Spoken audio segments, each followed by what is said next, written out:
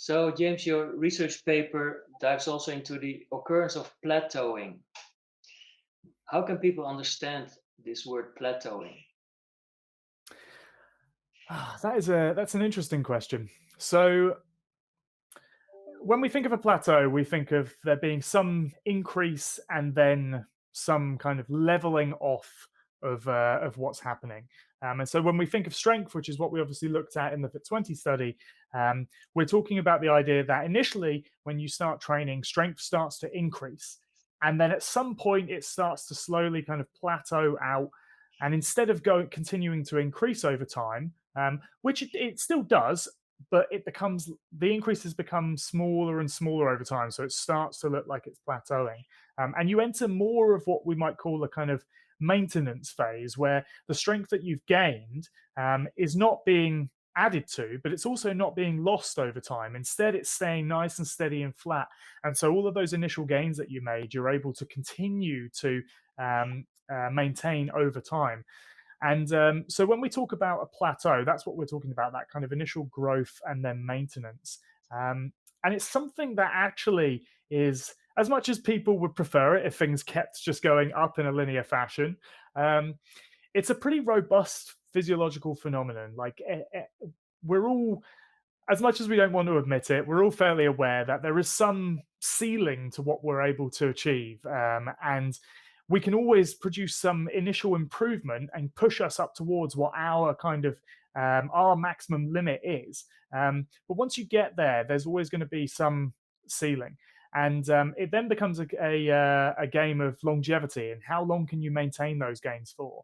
And that's what I think is the really interesting finding from this is that we see, although there is a robust kind of plateau phenomenon, the more interesting thing is that it doesn't start to decline over the time period that we were looking at things, particularly in the older adults, where actually over the time period of the study, if they weren't training, we would have expected to see a loss over that time period, but we still see that maintenance over time.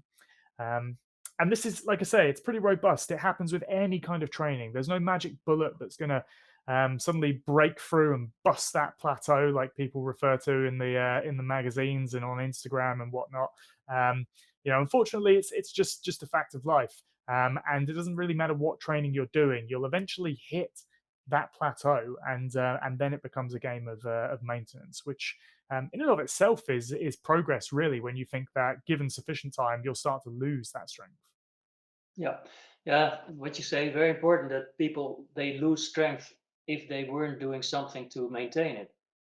Also, I saw already in one of the interviews or in one of the magazines the paper, and then people gain significant strength, comma initially, a bit as a as a disclaimer, like well, other ways of strengthening would possibly gain, or people would be able to gain more. But can you say something about that? Yeah, and I mean, headlines are headlines. They try to be antagonistic, but I mean, there's some truth to that in terms of we don't actually have much in the way of similar data to compare it to looking at other training approaches.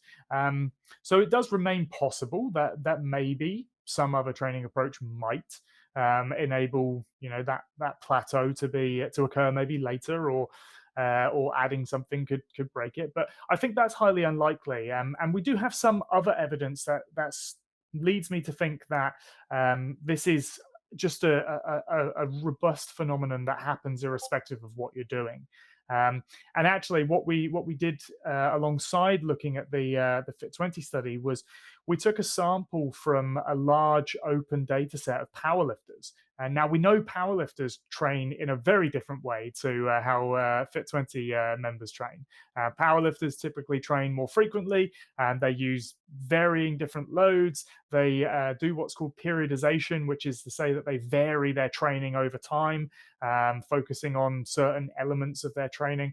Um, and there have been a lot of arguments that um, plateaus occur because you don't vary the stimulus over time. And so the powerlifters present a really interesting population to look at to see, well, these guys are varying their stimulus over time. And so it would be interesting to see whether they continue to make gains over time in terms of their strength and performance.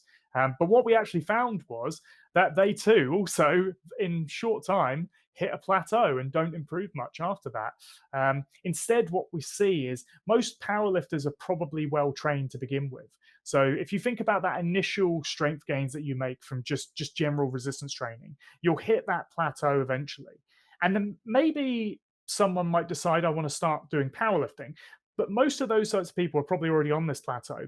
They then start powerlifting and they start training the specific skill of doing the powerlifts, which involves strength, of course, but there's a skill element to it as well. And what we see is there's maybe a little improvement specifically because they're training that, but then again, it very quickly plateaus. And it really suggests to me that given sufficient time, again, all roads will lead to Rome if you're engaging in that behavior consistently and you're following some simple principles, which is to say, primarily the intensity of effort is probably the most important factor, um, and that you're maintaining it for the long term. Terrific. Good. Thanks for the clarification, James.